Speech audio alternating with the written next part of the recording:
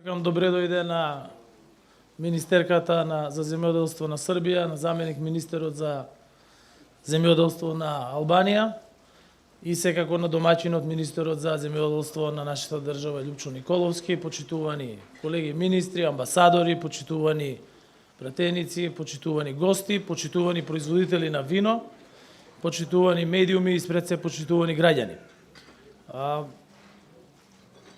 Нашата колешка кажа дека земјите од Отворен Балкан се заедно. Тие секогаш биле заедно и секогаш ќе бидеме заедно на овие простори. Меѓутоа, разликата е што, како сега, никогаш во минатото не сме соработувале заедно.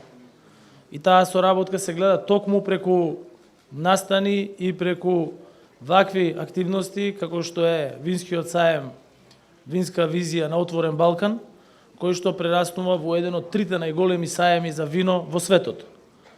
Навистина бевме горди минатата година со тоа што го направивме во Белград.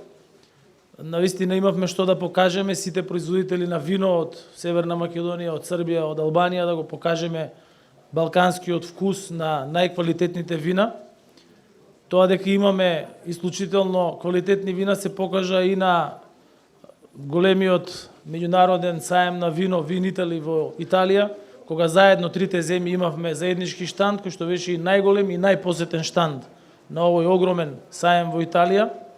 Затоа сведочат и многуте награди кои што вината од нашите три држави ги добиваат на меѓународните надпревари, како што беше пред известно време, една наша винарија доби голема и престижна награда за најдобро вино.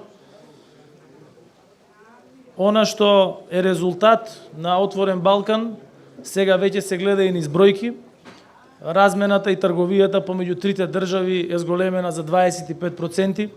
Размената со Србија надмина 1,1 милијарди евра, што е најголемо ниво во последните 17 години. Само минатата година размената со Албанија е зголемена за 40%, со Србија е зголемена за 50%. Воведовме зелени ленти за транспортерите од нашите три држави да не чекаат на границите.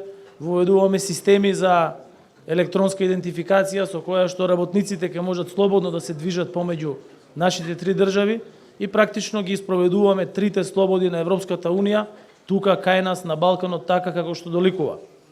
Јас ќе го повторам уште еднаш она што го кажав и во Италија, што го кажав и пред тоа, дека нашите држави се братски држави, дека нашите граѓани заслужуваат да комуницираат помеѓу себе слободно.